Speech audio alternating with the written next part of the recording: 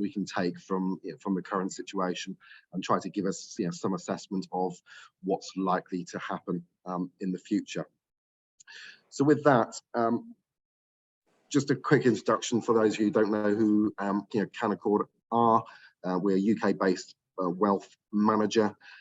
We've got assets under management around 33 billion.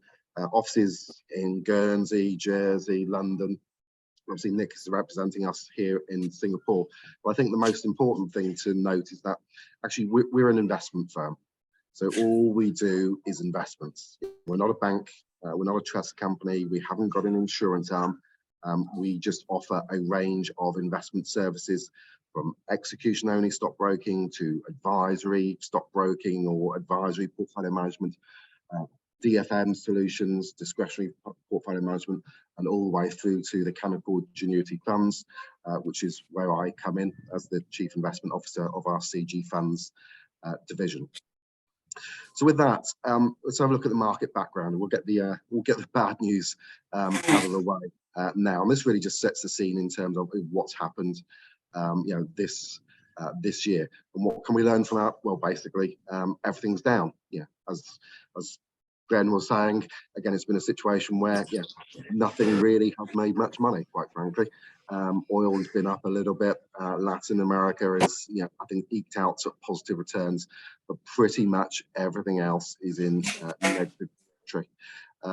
The other point to make from this is obviously everything in blue is an equity market, everything in grey is a bond market.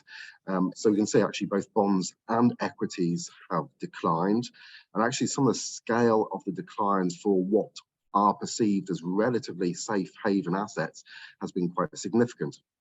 So if you're looking at UK gilts, for example, in dollar terms, down 40% this year.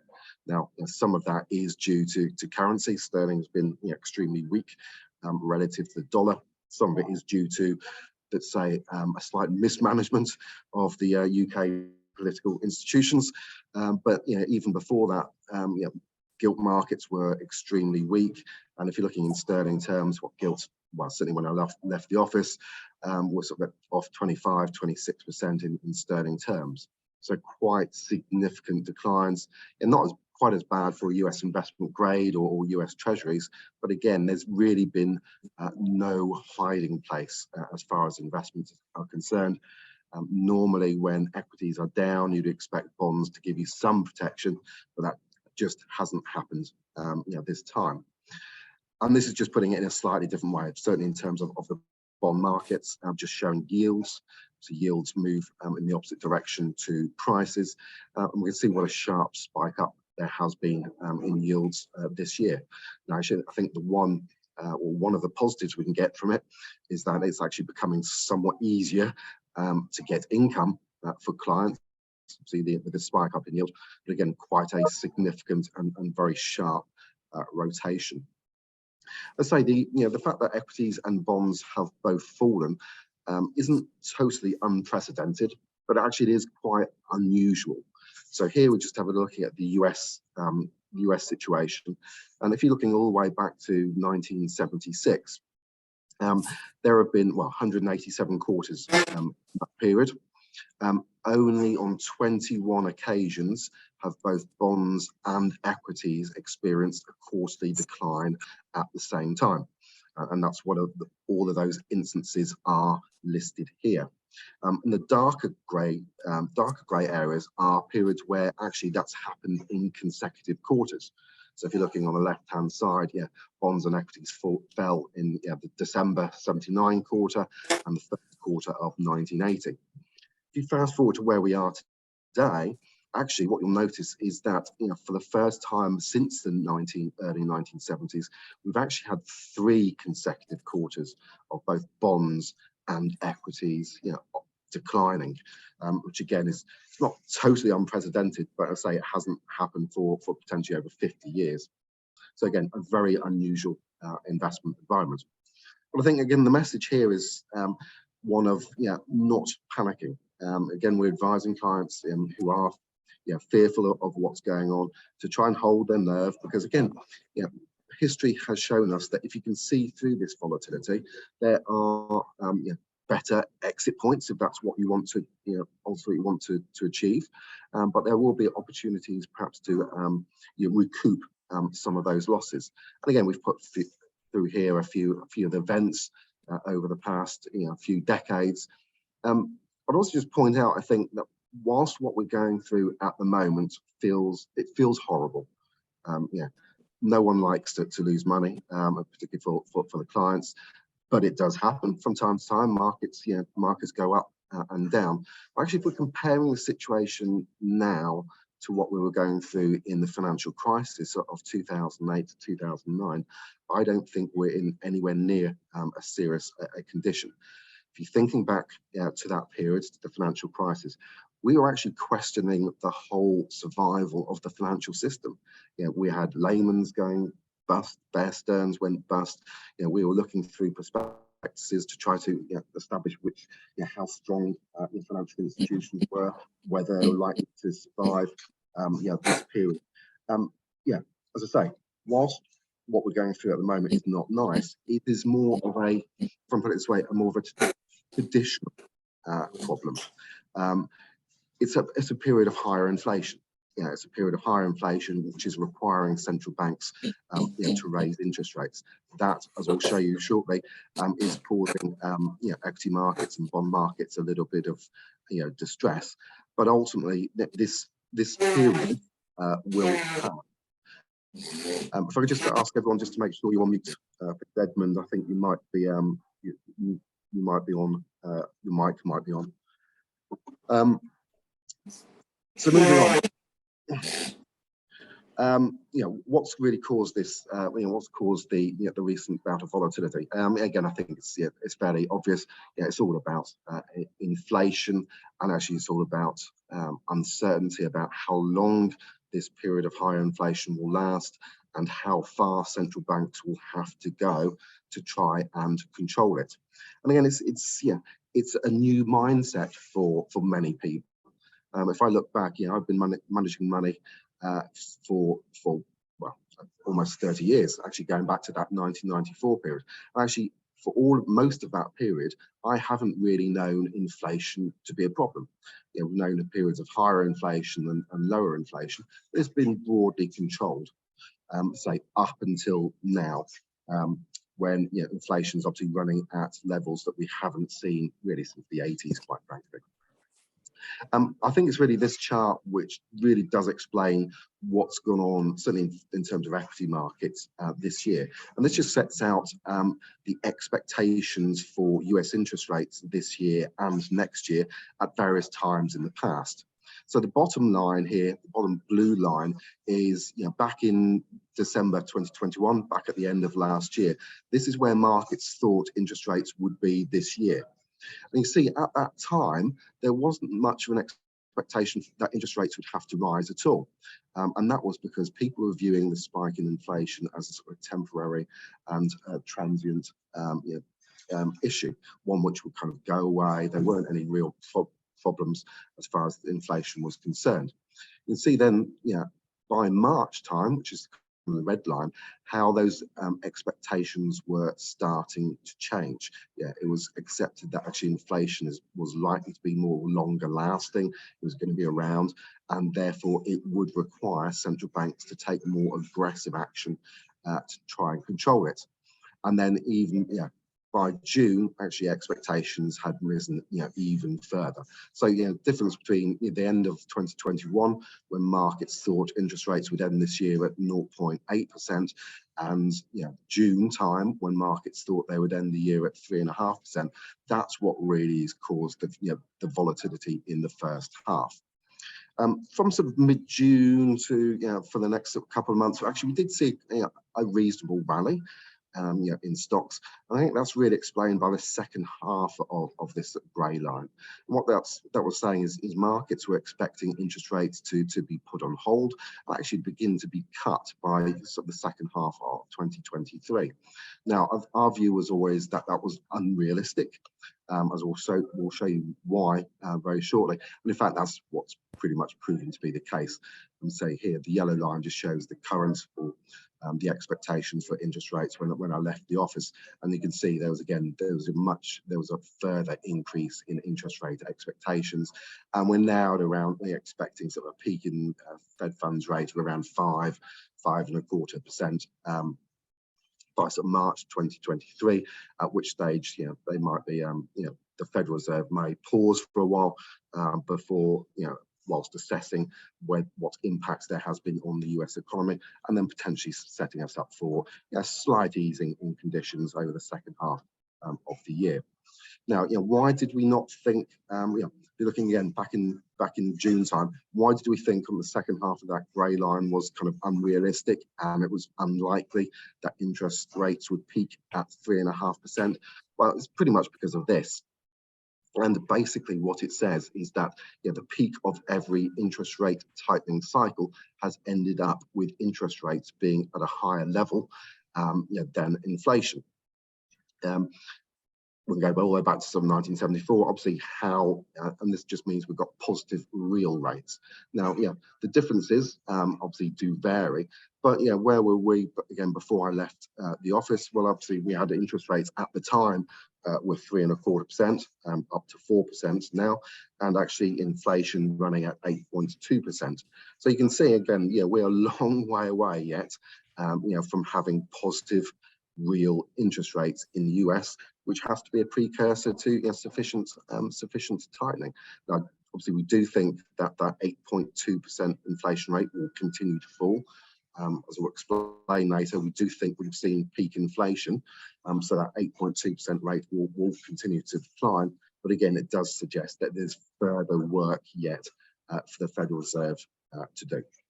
So that kind of sets the background of what's gone on and why what has happened has happened.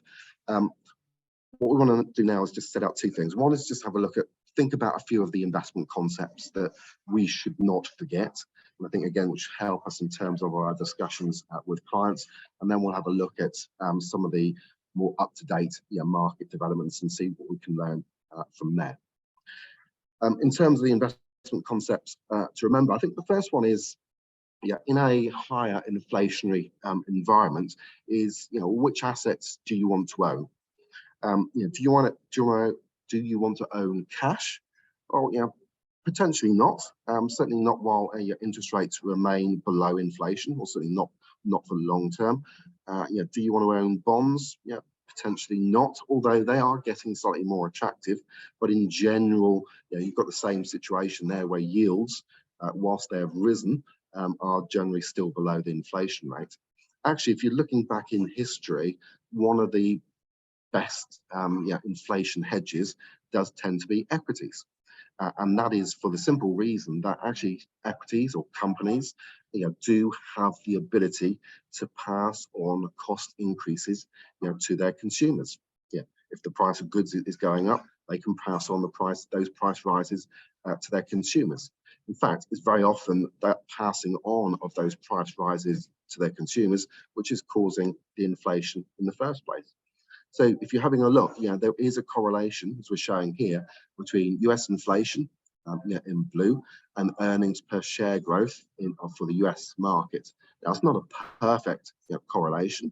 It's not one for one. And actually, there will be better companies than others in that sort of inflationary environment.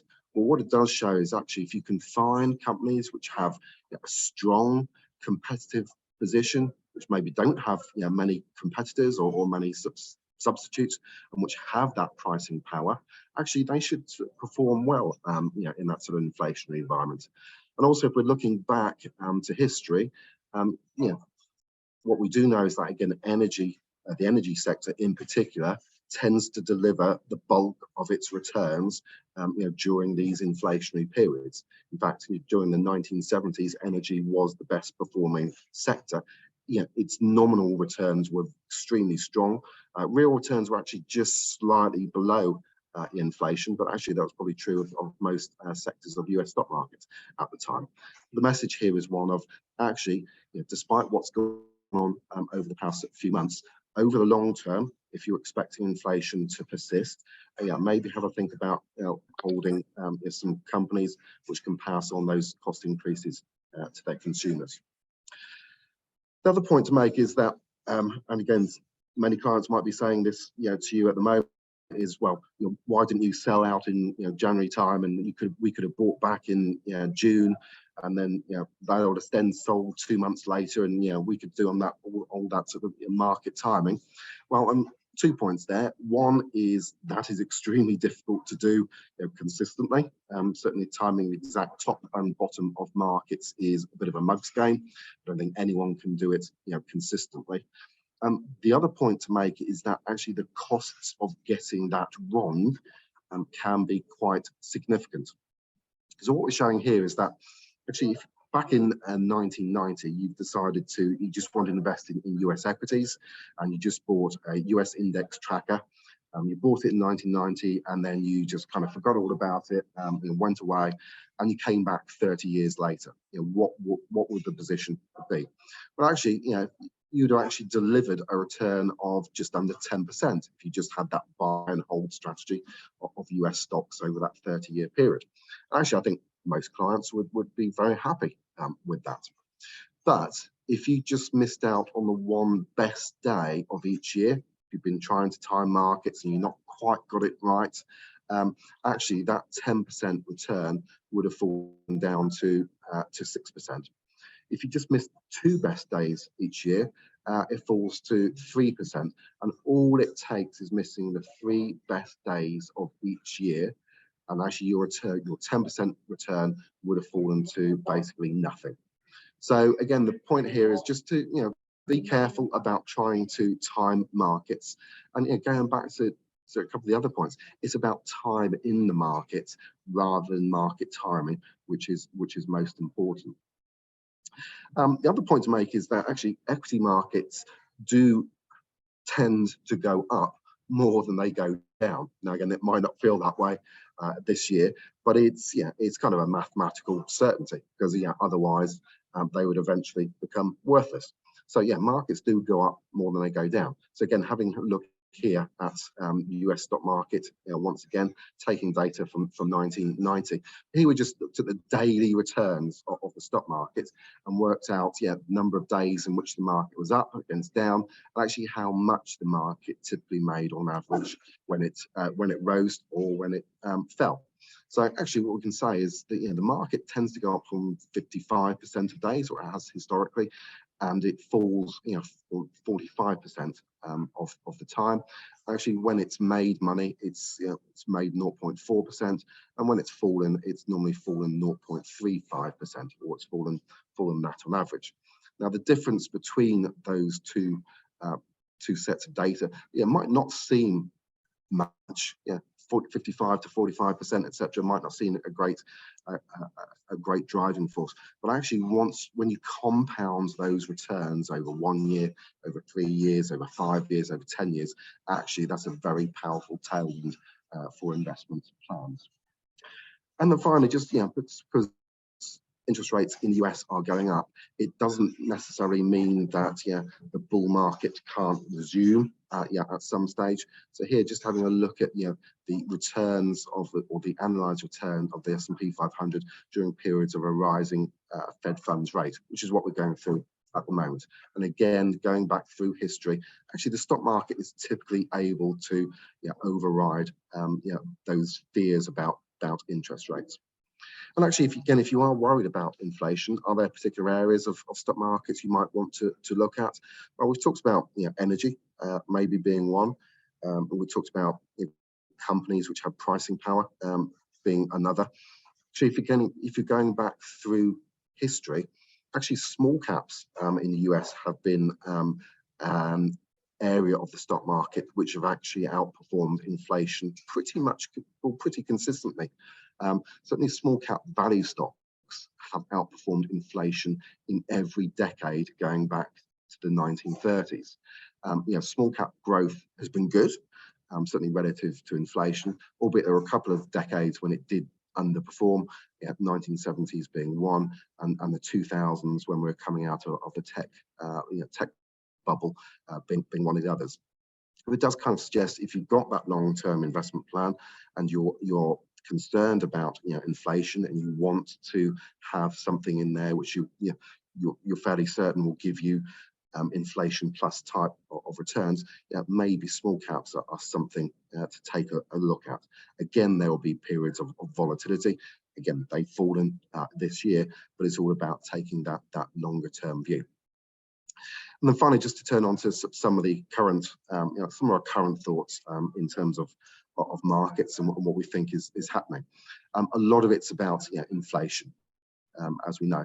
But if we're just looking at one of the major concepts, maybe, there's hope that the fourth quarter of this year, lives up to its billing of being sort of the best quarter, of the year.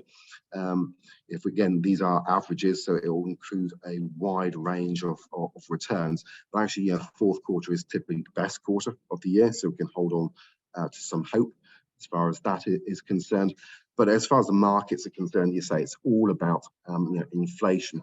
And our view is that we have seen peak inflation, that inflation will continue to decline, but it might not get back to that sort of 0 to 2% level that we've perhaps been used to in the past. But even if it settles, I think at around sort of 3.5%, or it's certainly moving towards that direction, that will allow the Fed some leeway, and they'll be more inclined to take stock of their interest rate rises, take a breath, take a pause, but while they really try to assess what's going on in terms of the economy. But again, bear in mind that inflation is not going to decline in a linear fashion. We're not going to go from 8 to 7.5% to 7%. We'll have months where the inflation readings are slightly better, months where the inflation readings are slightly more disappointing. So why do we think that? Well, we think inflation has peaked really because of the orange line here. Now, what the Federal Reserve Bank of Atlanta do, which is quite helpful in our view, is split out the inflation data into two parts. They have what's known as flexible price inflation. So that's the price of goods and services which can and do change in price relatively quickly. Actually, it was those elements of the inflation data which caused the initial spike up in inflation towards the end of last year, and actually explained why people thought the inflation spike was going to be temporary. These were all kind of pandemic related services and goods. It might have been airline prices, hotels, and as far as the US was concerned, there was a big spike up in terms of car and truck prices, as people were still not trusting going on public transport. So we saw a massive ramp up in that. But again, there was never going to be the situation where airline fares were continuing to rise 70% year after year after year. It's just, again, it's mathematically impossible. So unsurprisingly, we have seen that part of the inflation equation rolling over, which is good news. I mean, that's certainly the good news. The slightly more concerning news is what's happening to what's called the sticky price inflation. Again, those are goods and services where they don't change in price relatively frequently, but when they do change, the impact tends to be longer lasting. So here, think about rents, for example. You might be renting an apartment or a condo. You get a rent review once a year. So therefore, it'll be a year in a year's time. It will take for any price reduction to come through. Your landlord is not going to reduce his rents unless he really has to. So that's where we're starting to see some of the more embedded inflationary pressures are just starting to rise, which is a little bit of a concern. Again, is partly why the Federal Reserve is not taking their foot off the brake and those continuing to raise interest rates. Because otherwise, if they did think it was sort of just a temporary thing and they were just looking at that flexible prices, they might be more inclined to sort of view it as a temporary and transient thing. But we are getting those more inflationary pressures embedded in the system. Inflation expectations, what both markets and surveys are actually quite reasonable moving forward. So it does kind of indicate the market does think that the Fed will get ahead of the inflation curve. So that is definitely a good thing. The market hasn't lost trust in the policies of central banks. And actually, if we're looking at it, some of those supply chain pressures, which also were behind some of that spike up in terms of inflation, are starting to ease a little bit. So you've got some indices there from the sort of ISM manufacturing, you a backlog of orders, and how backed up our factories. And there's also something called the Global Supply Chain Pressure Index, which again just trying to assess how much supply chains are constrained at the moment. So still not quite as good as it was pre-pandemic, but certainly a vast improvement over previous months. I guess the caveat to this sort of data is it could change quite quickly depending on China's approach to COVID. Again, we'll have seen they have closed the region around I think it's Foxconn factory, to the largest iPhone production in the world. So again, that's a slight concern, and we could see those those pressures begin to build again. But all other things being equal, maybe we've seen the worst of those supply chain bottlenecks. As far as the growth picture is concerned, because again that matters. Actually, it matters. But actually, what matters most to the Federal Reserve is the employment picture, I think. But we'll come on to that shortly. But looking at the growth picture, it's okay. It's nothing out of this world, at the moment. People are expecting, just under 2% growth for the US this year, according to consensus estimates from Bloomberg. It's an okay growth picture. US is technically in recession, given that the first quarter and the second quarter it did see negative GDP growth, but I think it's more of a mild slowdown. And certainly, the National Bureau of Economic Research, who are the ones who actually formally define whether the economy is in recession or not, haven't judged it to be so as yet. But really, it paints a picture of a world which is growing in an okay manner. Certainly not shooting the lights out, but I think the growth picture is solid. As I say, actually, what matters to the Fed is obviously the growth picture. Actually, what matters most at the moment, I think, is the employment picture, or more specifically, the unemployment picture. Because one of the major concerns that policymakers have is that the labour market is extremely tight at the moment, and you are seeing wage pressures. And if those wage pressures remain, it will feed through to higher inflation. So they really want to try to get those, they want to get some slack in the labour market. And actually what they're more concerned about is trying to reduce the number of job openings, but without really causing too much of an increase in unemployment. So if we're looking here, that the number of people who are unemployed in the US stands at around 6 million. But there are actually 10 million jobs open and being offered out there. So what it says is that if every single unemployed person in the US were to find a job, there would still be 4 million more job openings out there. So obviously there's a big demand for workers, actually not just in the US, but I think actually throughout the world. There seems to be a shortage of staff everywhere. Actually, if there's a shortage of staff, it means that the staff that they are trying to recruit, they have to pay up in terms of wages. It means that actually if you're in a job, you can also turn up to your employer and say, actually, I could earn more from going elsewhere. I expect to be paid in keeping with what's going on elsewhere in the world. So again, the Fed's slightly concerned about that sort of wage price spiral, but it's got a very difficult balancing act to try to achieve. They want to destroy those kind of 4 million job openings, but without causing a spike in unemployment, which in turn would cause quite a sharp US recession. So we'll have to see how that goes. I think another point just to make is, so I focused a lot on the US in this talk for two reasons. One is, the US is the world's largest economy. It matters most. And the other thing, obviously, it would take a lot of time to go through every single economy and market in any detail. But whilst I've mainly covered on the US, we don't just have to invest in the US stock market. It's a big, wide, old world out there. There are lots of investment opportunities. In fact, maybe it's time to start taking a look at regions outside of the US, given that they are offering more of a valuation support. So if you're looking at forward price earnings ratios, the US is still standing at a premium to Europe, to Japan, Asia, and emerging markets. And actually, in fact, if we're looking at the Europe in particular relative to US stocks, actually it's pretty much as cheap as it's ever been since, well, going back to the financial crisis and before.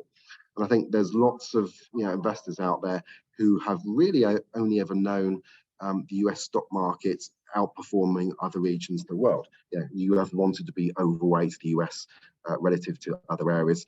For the past few years, it's been one of the easier geographical asset allocation decisions you could have made. But actually, that won't always persist. There will be times, as there were before 2007, where actually Europe and Asia, for example, have and will continue to outperform, for a while. So, what we're saying is, maybe when it comes time to redeploy any cash that you might have, I think it's worth also taking a look at some of the regions which do offer better long-term value. And again, looking at different size companies. This is looking at small caps relative to large and mega caps, and what you're sort of paying in terms of a price earnings ratio. Now, typically small caps do tend to trade at a premium, but actually, they're still offering relative value compared to their sort of 15-year history. So, given what we said about US small caps outpacing inflation typically over all those decades, actually this might be offering you also quite a good opportunity point into that area of the market. And then you've got those decisions in terms of where you're investing geographically, what size of company you're investing in, actually also what type of company you're investing in. And that's again made a massive difference to returns over the past few years. Actually, where you've wanted to be very much until this year was in growth stocks. So this is showing basically that value stocks were underperforming growth by a significant margin over the years. But actually, they began to be trading at extremely cheap valuation levels at the end of last year. You'd expect value stocks by their very nature to be relatively cheap. If you're looking in relative to growth, you're normally buying them around 75 cents on the dollar. They got down all the way down to about sort of 45 cents on the dollar at their low point. Values outperformed this year, but actually even though it's outperformed quite strongly this year, they're still offering good relative value and still well below their sort of average 75 cents on the dollar valuation ratio. So potentially look at areas outside the US for those investment opportunities. Maybe have some sort of small cap exposure. So you've got to be careful about how much risk you're taking. If you've got Europe and Asia and small cap and lots of value stocks in there, you might find that the beta of your portfolio has increased a bit too much. But again, just giving you some areas maybe to have a look at. And then finally, just to wrap everything up, and then we'll sort of take any questions that come in. I think there are always positives and negatives as far as investments are concerned. I think our job and your job is really just to try to assess, are those expectations real? Are those positive, negatives realistic? How much has already been priced into markets, etc. I think on the positive side, what we can say is, there has been a bit of growth slowdown than there was in the first half of the year. It's relatively mild. I think the picture is okay at the moment as far as that is concerned. And again, I think it would be surprising, even given what the Fed's doing this year. Again, I don't think that's in itself sufficient to push the US economy into recession. And it could be that the peak in interest rates is at the beginning of 2023, a peak of 5.25%, even 5.5%. I think if we get to that sort of level and it's clear that the Fed may begin to pause, then again, that should give markets some ability to move higher from there. US tightening, US interest rates are going up. But as I say, there are other investment opportunities out there. China is very much dividing opinion. Again, we've put that in there just to show that actually China is trying to provide some stimulus to its economy moving forward. Inflation, I think, has peaked and will continue to decline moving forward. But again, it's not going to fall in a linear fashion. And there are stock market opportunities out there. Looking at maybe Europe and Asia in particular, which are offering that valuation support. On the downside, company earnings, I think, could be the next difficulty for markets to have to navigate. Certainly, if the US economy begins to weaken, the corporate earnings will struggle in that sort of environment. We can't for certain say that inflation has peaked. So again, markets may remain vulnerable if inflation doesn't fall as quickly as they hoped. And then there's the great one of geopolitical uncertainty. We very often get asked about Ukraine and Russia and what's going to go on there, what the implications are for China and Taiwan. My standard response is that, again, I don't think anyone can really accurately predict that moving forward. I think I was reading multiple pages of research the day before Russia invaded Ukraine, explaining why Russia was not going to invade Ukraine. So I think, again, also the danger of letting geopolitical issues dominate your investment strategy is actually what happens if those events don't pan out as you expect. If you suddenly put a really defensive portfolio together because you're afraid that China's going to invade Taiwan, well, actually, what happens if that doesn't happen?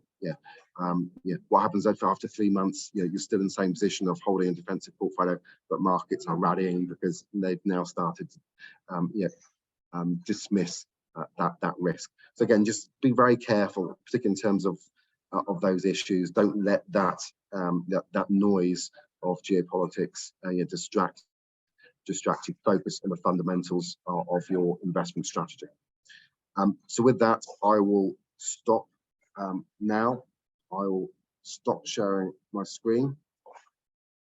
Hopefully there was some use. I hope there wasn't too much background noise as far as that's concerned. Sorry, slightly outside of my control. And see if there's any questions. Nick, are you able to see? I'm struggling to see on this one. Okay. Are there any questions that come in?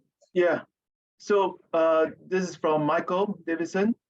The first question is, markets are famously forward-looking, so can rarely even while the economy is in recession. Is there any consensus or stats on how many months markets are forward-looking? So, well, thank you, Michael, for that nice, easy question. No, again, it is a general consensus. You're right that markets do tend to be forward-looking. And certainly, if you're looking at how much they're discounting at any given time, I think it really does vary. And obviously, the further out you go, the less certainty there is, in terms of that outlook. If I'm looking at, or when I looked at the Fed funds futures, for example, I can see interest rate expectations all the way out to, I think it's beginning of 2024, actually, when I looked. So maybe they're discounting or looking that far ahead, but I think obviously what you have to do is weight the probabilities, and I'm fairly certain that US interest rates will end this year at 4.5%, because I think there's going to be an interest rate rise of 0.5% in December. I've got very less certainty about where rates will be at the end of 2023 or beginning of 2024. So my general view would be, no, I don't think there's any, you can't say it's definitely 12 months or 18 months. I think it just kind of varies, and it varies according to also certainty. And I would suggest that this particular market environment, there is less certainty than usual. So thank you for the question. Here's a second one.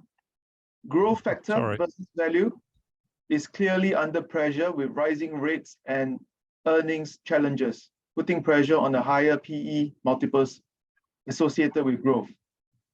Will the 2022 outperformances we've already seen of value over growth continue for multiple years for this reason? Or is there any reason to expect that to reverse in the short to medium term?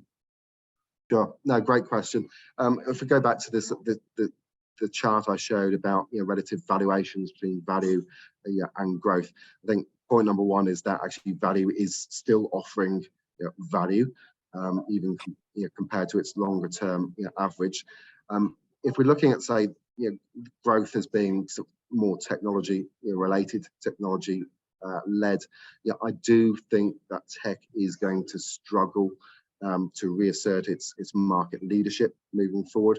I just feel that some of the valuations that you're being asked to pay in certain parts of the tech markets were very speculative or very high. Markets were quite frothy in certain areas. And again, we've seen what's happened with the likes of Amazon, etc. recently, when they sort of downgraded their forecasts for the fourth quarter. So yeah, certainly during 2020 within our portfolios we had a very pronounced growth bias.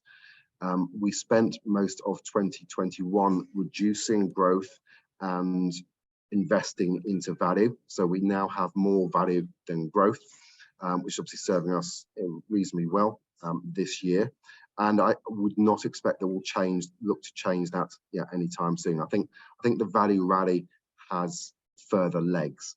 But again, I wouldn't go, diversification actually remains your friend. Again, we haven't got nothing in growth, much as we didn't have nothing in value when we were holding predominant growth stocks in 2020. So make sure you've got some exposure to both, I would suggest, to kind of hedge your bets. But I would be overweight value and underweight growth to some shape or form. Value stocks tend to outperform when growth has been slow but is starting to accelerate. And I think, again, that's what we can kind of expect moving forward when yield curves are steepening, etc. And actually, banks and energy companies, still, I think are still offering value. So, stick with value as a main play, in my view. Okay, thank you. The next question is, what is your view on the crypto market going forward, please? So was the view on what market, sorry? Crypto market. Crypto market. I have no views on the crypto market. We do not invest in it. We cannot invest in it, and I will not invest in it. Okay. So sorry. Okay. It's just nothing for. It's not for us.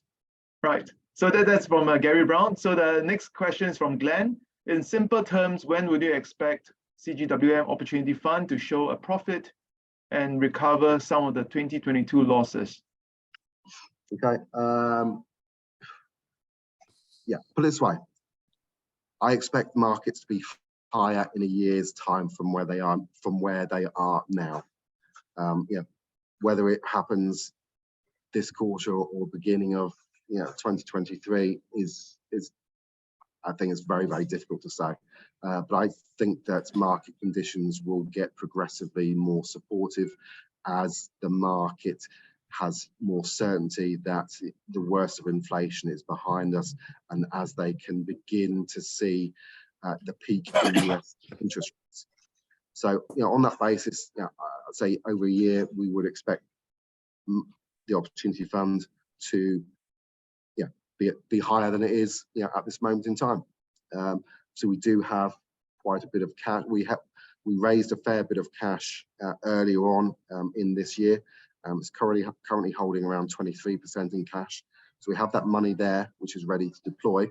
Not quite investing it yet, but we're looking for those opportunities. And again, I think if we saw a further setback in markets, is it going to be the final leg down? I don't know, but I think we would use that as an opportunity to begin increasing the equity weightings once again. So, again, we've been through these periods in the past. There have been, let's say, it is not pleasant, but so we do have that equity bias, within the fund, and we have had periods of falling like this in the past, and every time, obviously, the fund has recovered. So. Again, I'm very happy to take that conversation further offline if there's anything you need from us in terms of the fund and its strategy. I can hook that out for you. But thank you for the question. All right, thank you. So this is from Elvin. Hi, Justin. Do you foresee Credit Suisse contagion spreading? No. Again, I think one of the differences between now and the financial crisis of 2008, 2009 is that banks have to go through all manner of stress tests here at the moment. Again, I'm not a stock analyst, so I tend to look at things at a more sort of headline level. But in terms of my reading of the situation, whilst Credit Suisse situation wasn't great, I don't think there was any sort of real and too much stress there as far as that's concerned. So as things stand, no, I don't expect that to spread further. Okay, thank you. And the last one is from Steve. When and under what conditions do you see a rebound in the tech or growth stocks?